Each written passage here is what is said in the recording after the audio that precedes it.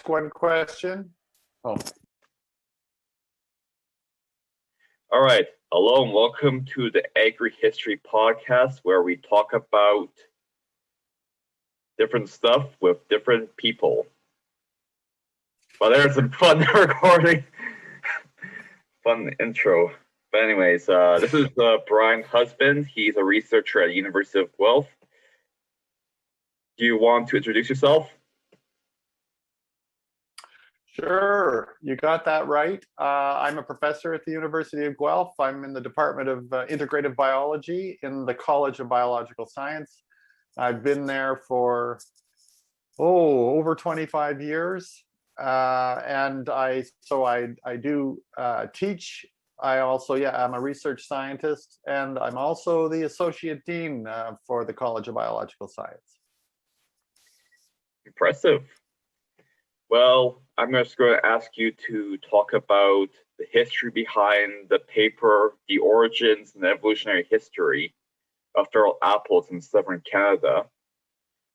And I'll let you talk about its history, what you learned from it, and going forward, what future goals would be obtained from it.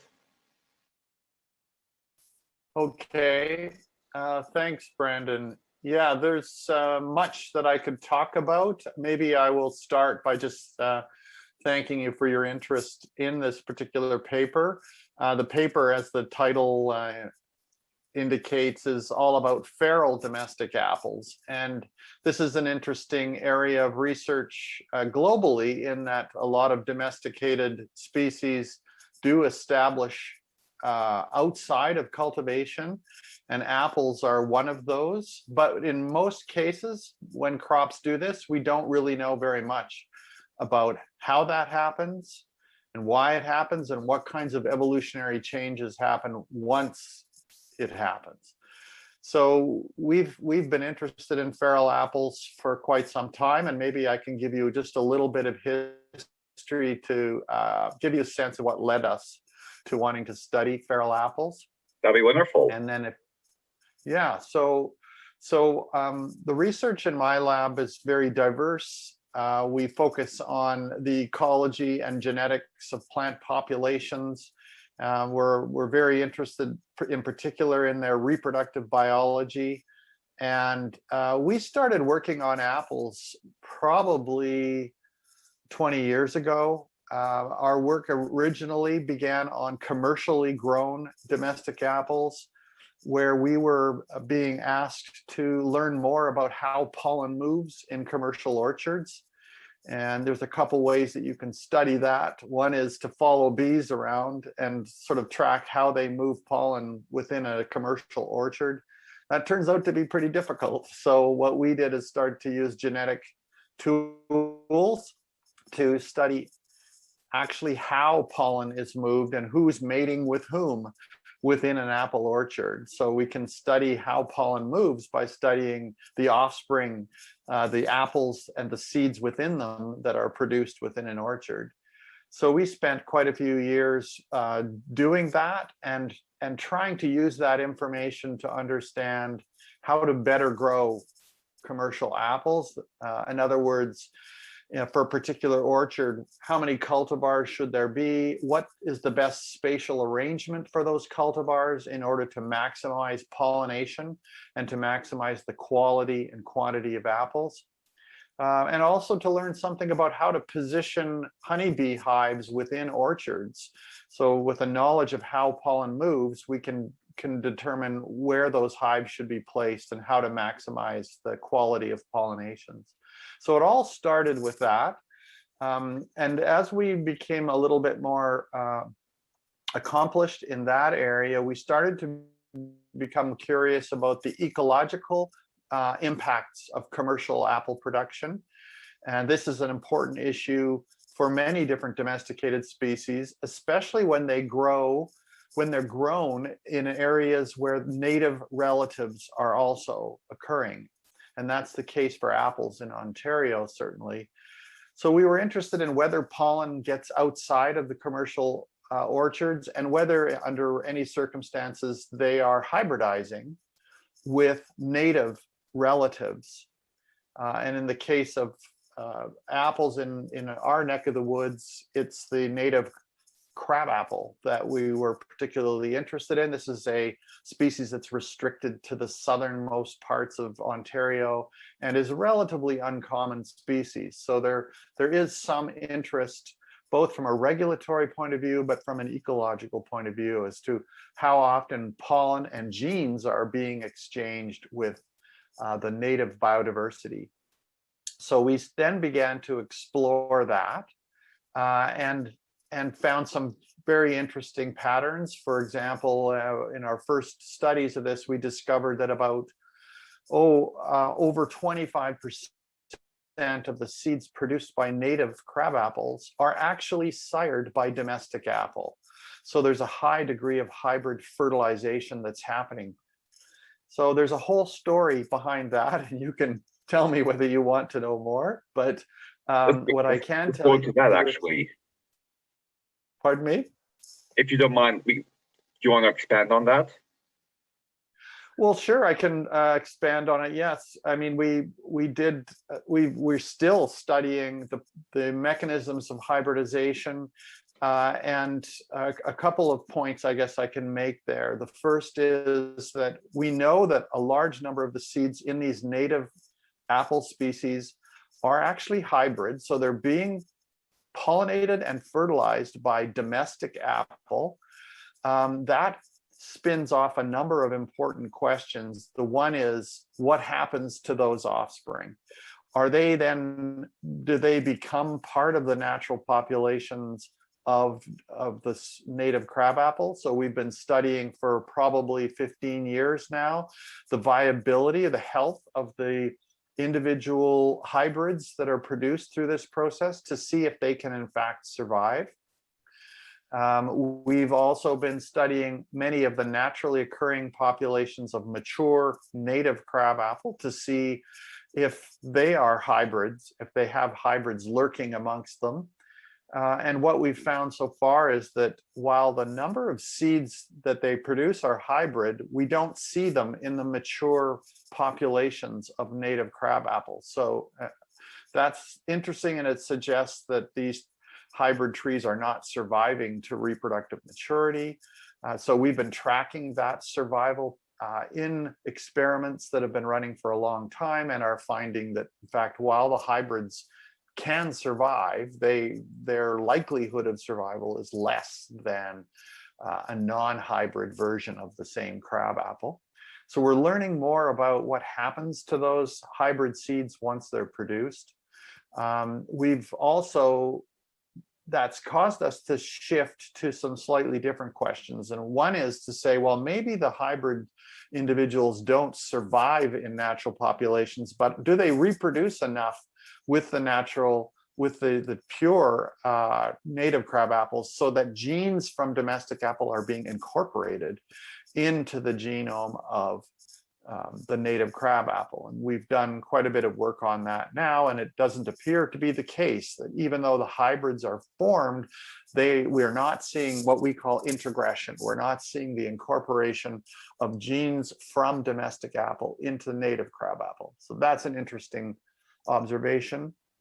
Now our question's shifting to, well, what other impacts might that hybridization have? And there's much more I could tell you about that. We're exploring, for example, the ecological impacts of hybridization. So it's possible that through hybridization, we're seeing a reduction in the number of pure native crabapple seeds that are being produced, which could have negative impacts on the natural populations of that tree species.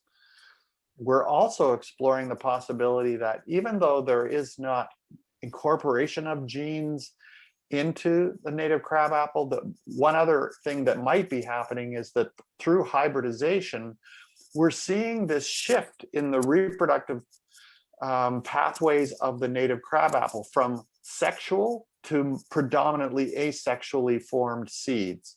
So that appears to be there's a story behind that, but it does appear that hybridization is changing the balance between asexual and sexually produced seeds. And what that's doing is causing the native crabapple populations to be virtually large clones, because all the seeds that they're producing are genetically identical to the mother that produces them. So that's kind of a whole other line of investigation in terms of understanding what the impacts are. But to get back to the feral apples for a second, I can say the other line of investigation is understanding where the hybrid pollen is coming from. Is it coming from commercial cultivars that are grown, in cultivation, or is it coming from somewhere else? And it turns out it looks like most of that domestic pollen is coming from feral domestic apple pollen. So these are trees, as I'd mentioned, that have escaped cultivation, and they're growing in the wild now and are persisting as naturalized populations of domestic apple. And people listening might be very familiar with these trees because they'll see them growing along rail lines, they'll see them in hedgerows, in open forests and disturbed areas, ditches, where these domestic apples have become established. And they are functioning quite happily, but in turn are infiltrating the environments where the native crabapple grow and are creating this opportunity for hybridization. So that led us to wanting to know more about the origin of the feral trees. And so who are they? Where do they come from? What cultivars are giving rise to them? Are they forming more than once, or is this the result of some ancient escape and then they've just taken off from there? So what can we learn about the origins of those feral trees?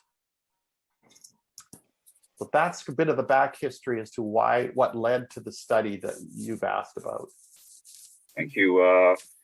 So I think I remember reading a paper that mentioned that a good chunk of the parentage of these cultivars of these wild forms are from a few specimens of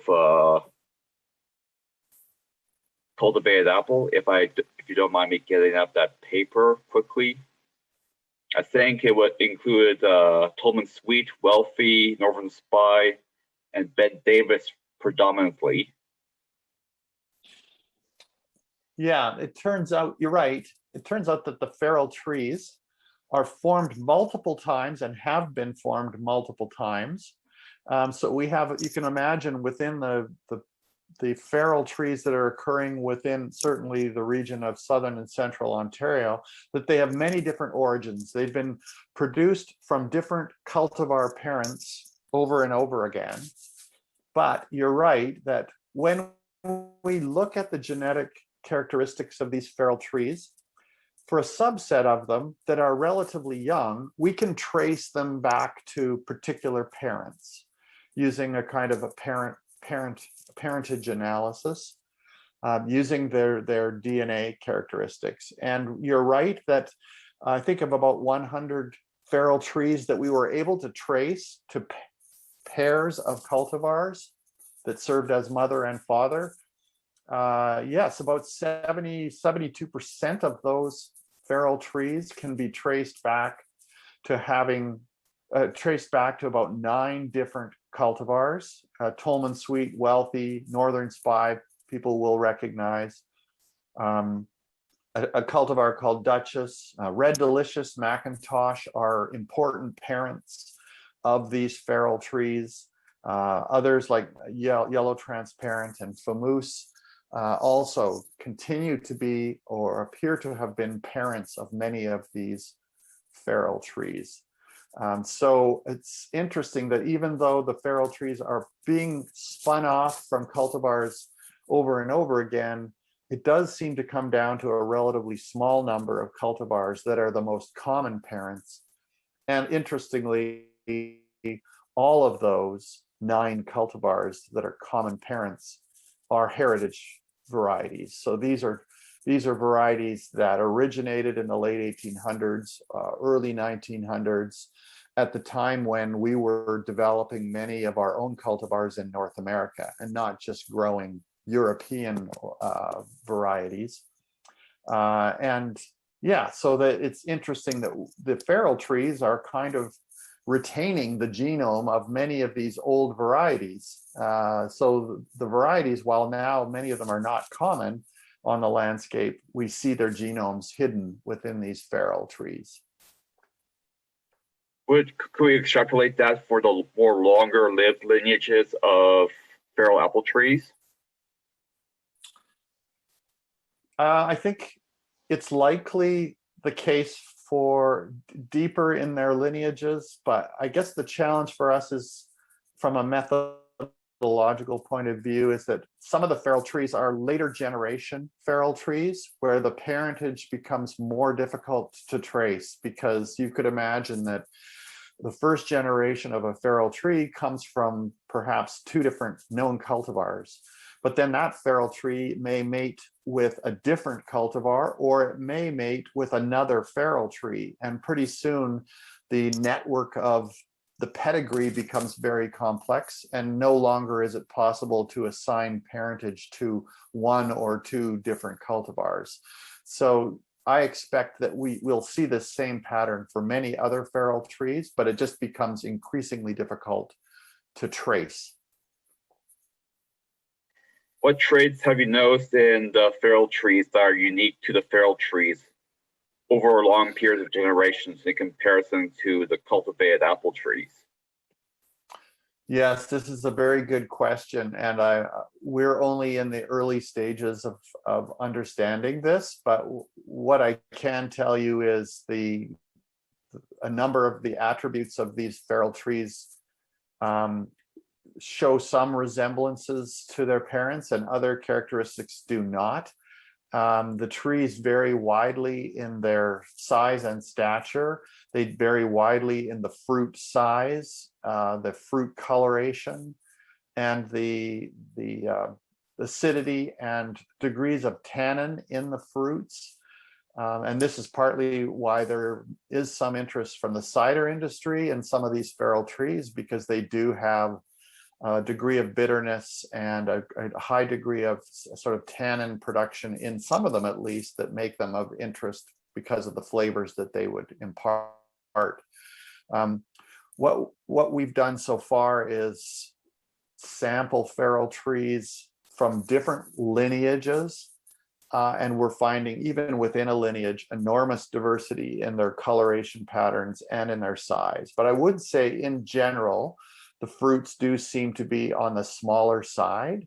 And right now, we don't know if that is simply because they're growing in a less hospitable environment, or because they're genetically predisposed to produce smaller fruit. So we don't know the answer, whether that's an evolutionary change that we're seeing in the apples now that they've escaped cultivation, or if it's just because of these more stressful environments that they occur in. If you don't mind me just interjecting something, I have been doing a lot of reading on different apple cultivars, and most of the heritage varieties that I've been looking into, well, most heritage varieties in general, seem to be on the smaller side. So it could be an aspect of the heritage. Is that possible? It absolutely is. We haven't, in what we've looked at so far, we haven't found a strong signal. So in other words, within the feral apples, we can find, I would say, 7 distinct lineages, but we're not seeing characteristics of the apple that are specific to those lineages. So in other words, if you think about the color of the fruit, we see a large variety of fruit colors even within an individual lineage.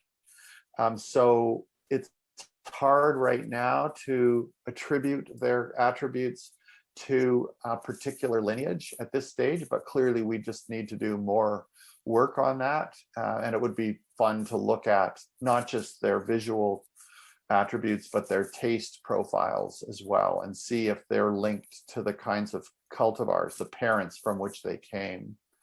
But it seems entirely likely to expect that there will be some correlation. I guess one thing that also stands out is that many of these parents that we've talked about that are heritage varieties are typically cold hardy varieties. Many of the early heritage varieties were selected because of their cold hardiness. And that might be the reason why their offspring are successful as feral apples, even in southern Canada, because they have a level of hardiness that some other more contemporary varieties may not have.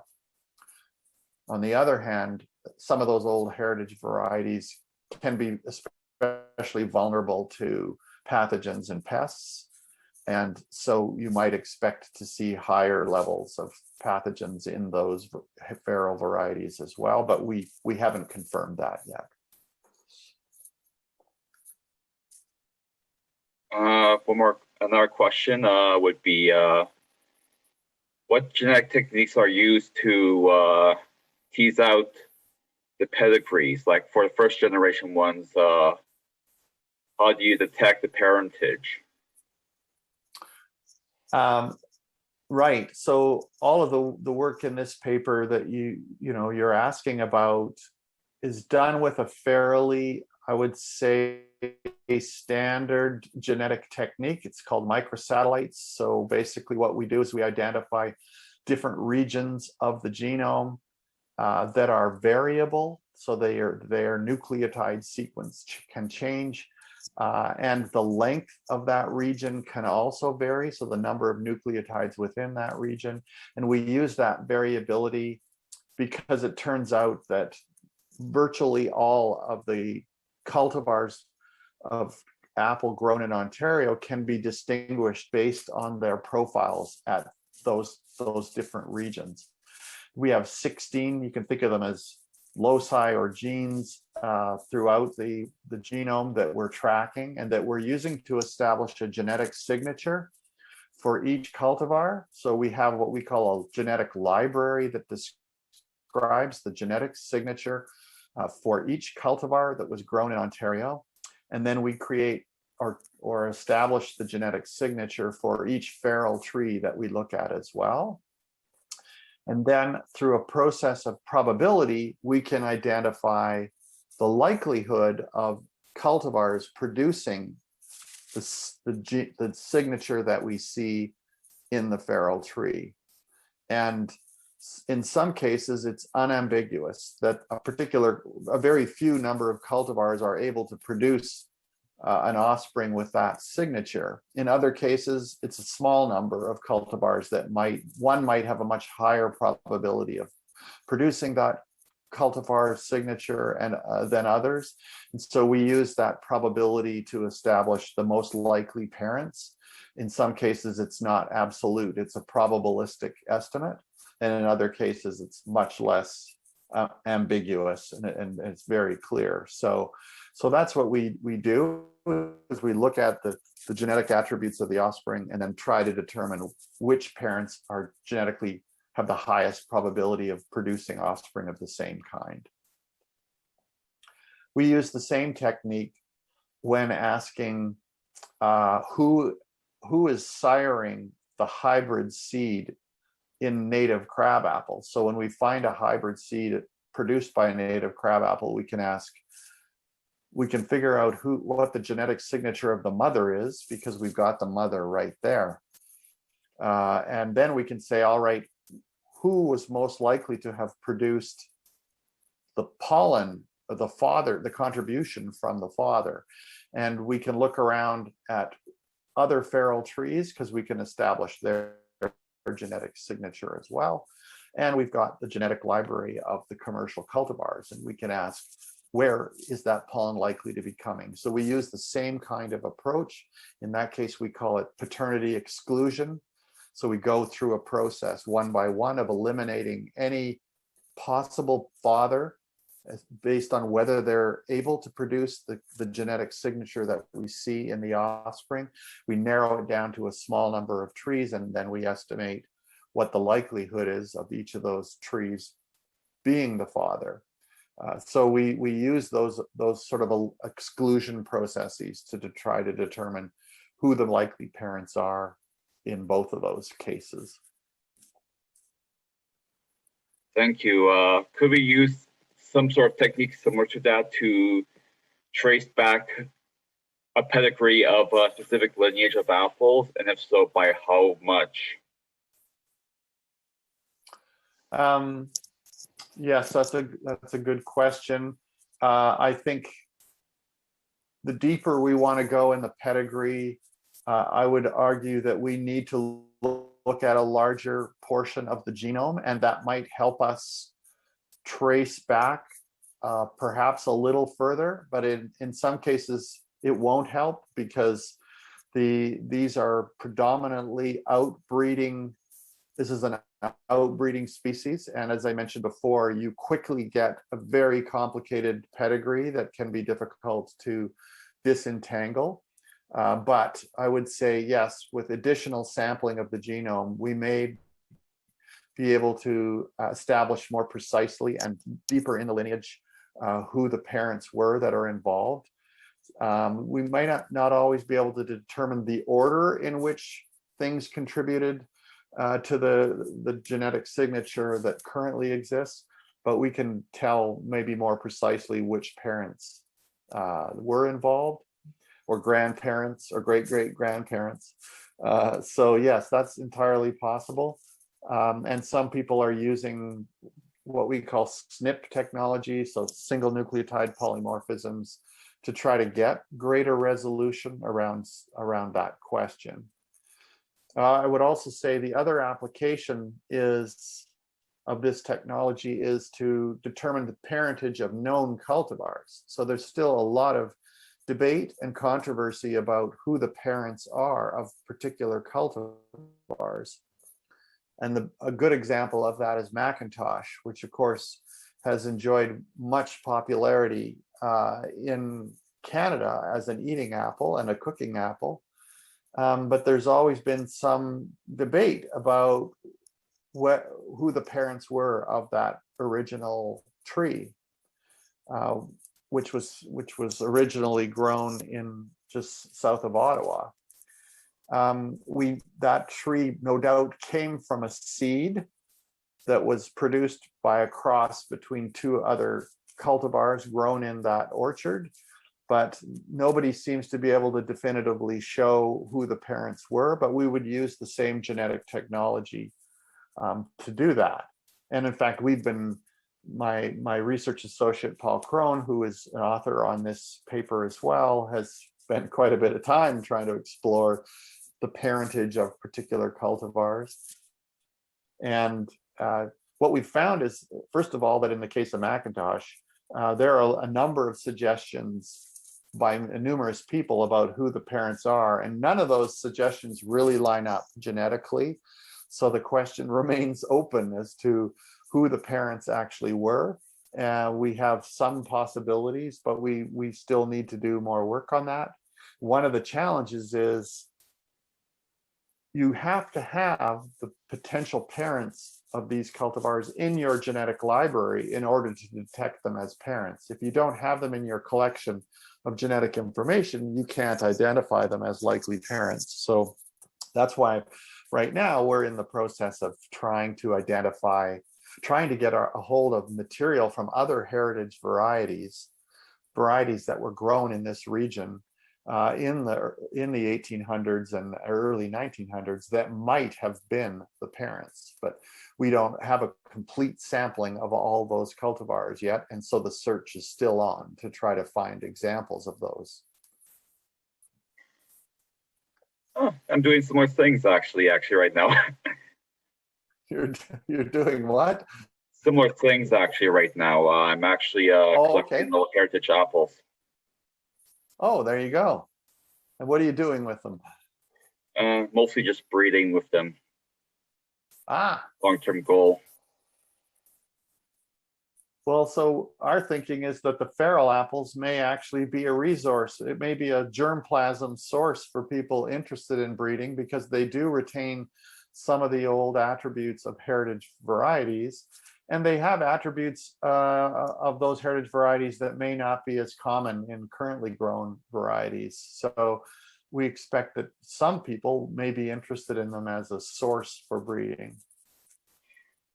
Which brings me to the next question. Have you noticed any disease resistance traits or any new strange flavors found in these feral apples?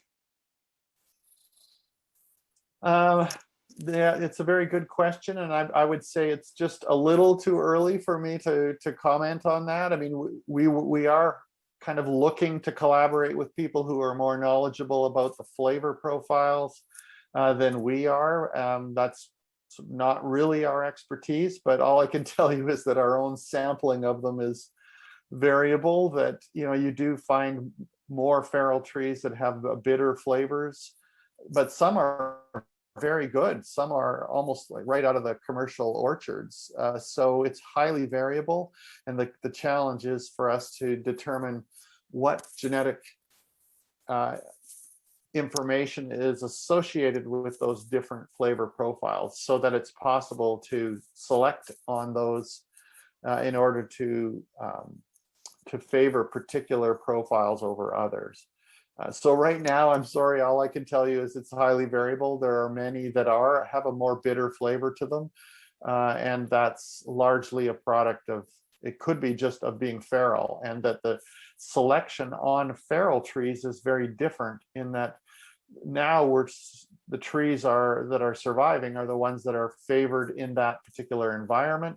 And that's very different than the kinds of attributes that we as eaters of apples might look for in a commercial orchard. So we start to see variation accumulating in the feral apples, an evolution of apples, if you like. Some people call it de-domestication of domestic apples in that feral environment.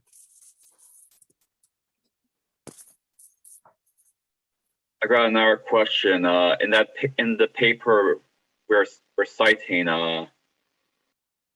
you mentioned that you could not rule out crab apples as a possible parent within the lineages. Have you gotten any closer to figuring out if you can tease out if there's some crab apple DNA within it or not? Ornamental crab apples. Yeah, maybe I could clarify one thing there, Brandon. We included two groups of crab apples. One was the native crab apple. And in the case of the native crabapple, we could find no evidence of hybridization or genetic mixture between them and domestic apple.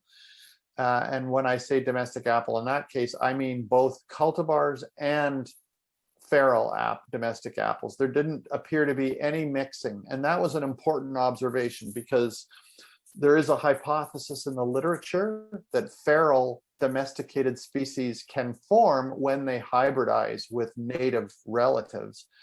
We found no evidence of that in the case of apple. The feral apples don't have any genes or genetic information from the native crabapple.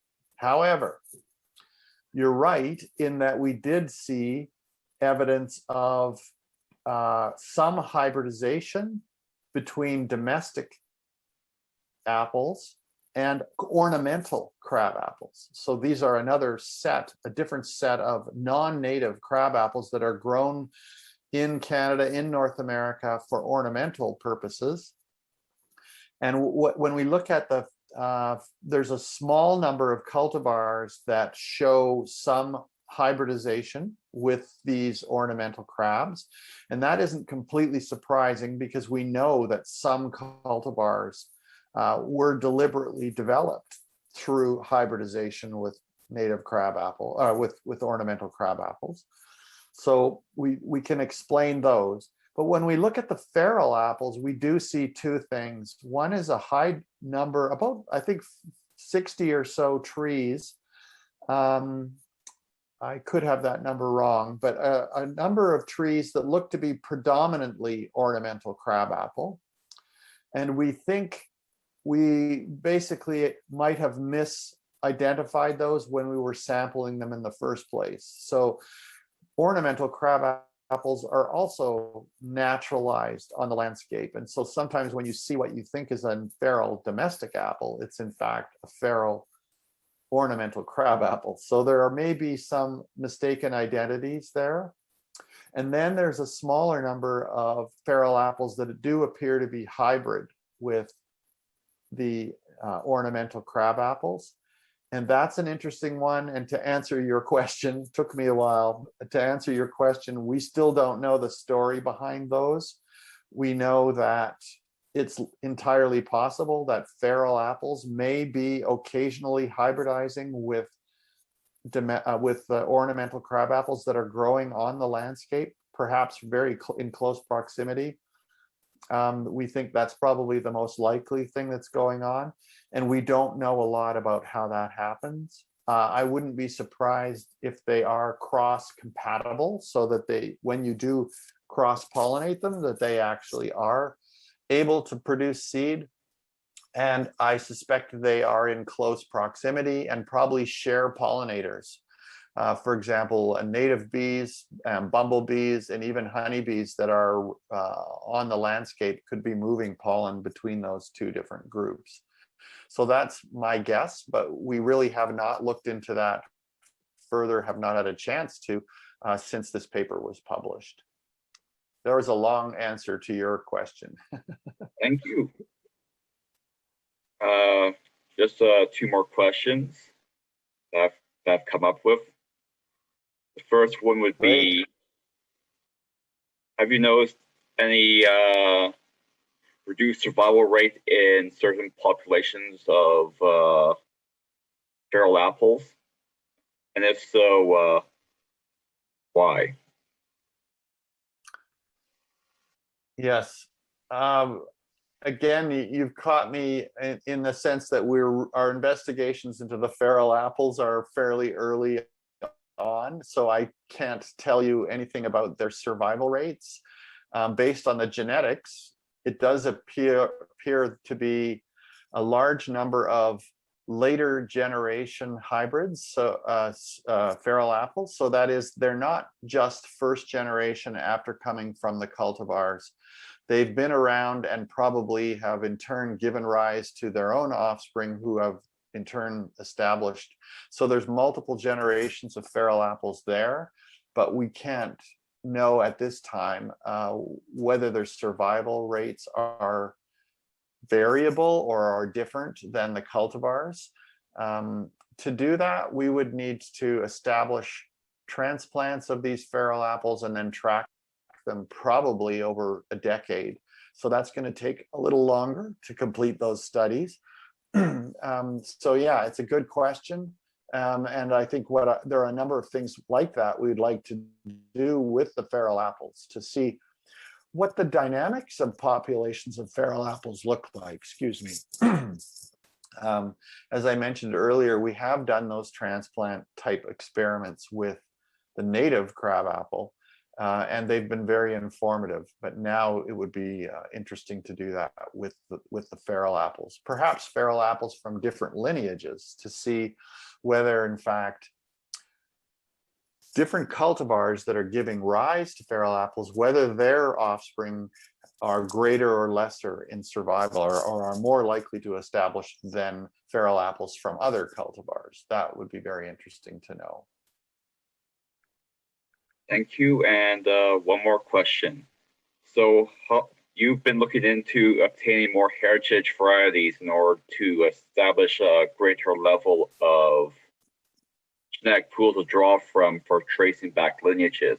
So how far has that gone so far? Yes. Yes, that's our latest adventure. Once we established the genetic library to complete the analysis of the feral trees, we realized that we had a resource that's not often available. We could use our genetic library of known cultivars to identify the presence of other heritage varieties, or as I mentioned already, or to understand the pedigree of existing cultivars. And so what we've done starting last year was to kind of engage in a little bit of citizen science by making it known to the general population that we are looking to learn more about old apples growing on the landscape, especially planted ones that might be old heritage varieties. Especially we're looking for varieties that we don't currently have in our database. And we're discovering, that that's been quite productive. We've had a lot of engagement already from a number of different private individuals, from some organizations and facilities that have or maintain old abandoned orchards. We've engaged with a large community of people in the kind of Sault Ste. Marie area, Algoma area, because we didn't include that region in our original analysis. And yet they've had a long history of growing commercial apples up there. So we've had a high degree of participation from residents in that area, sharing samples of their old trees that are on their land. And so I would say we looked at about 150 or 200 new samples that came in last summer, and we expect that to expand considerably this year. And so, yeah, and in the process are finding some of these new cultivars that we've heard about, but we've never been able to get samples for. So it's been going quite well, and we're looking forward to another year of running samples to see what we can find. We're also using the same resource to help people identify the cultivars on their land. So some people might purchase or inherit a large piece of land that has old apple cultivars grown on it, and they don't know what they've got. We can use our database to help them learn what it is that they have on their property. And through all of that, it starts to paint a more interesting picture of apples on the landscape, and kind of reveal some of the history of apple production and agriculture in Southern Ontario and Central Ontario over the last 250 years. Well, that about covers everything. So I'll just leave you with the ability to give a final word to the audience, because there's no audience questions this time around. So any final thoughts, any final messages you want to give to our audience? Sure. I mean, I guess I can plug our own project briefly by saying, if you're interested in these kinds of issues and the history of apple production and the presence of heritage varieties on the landscape, that they might want to Google Ontario Heritage and Feral Apple Project, which will take them to part of our website.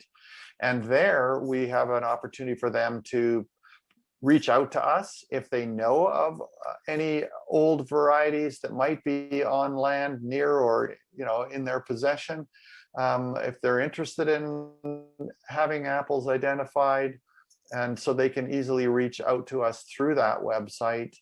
There's also a lot of resources there to help them to see what kind of cultivars we already have in our collection and what specifically we're looking for, because there are a lot of very knowledgeable people out there who know something of the history of apple production in their areas, and can be very helpful to us.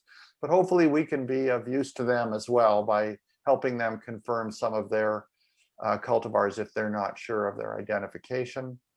And yes, of course, anybody who's interested in supporting this kind of work, we think it's important from a cultural, from a historical point of view, as well as a biological one. And we know that there's a lot of interest from residents about the history of some of these cultivars, not only in apples, but in other domesticated species as well.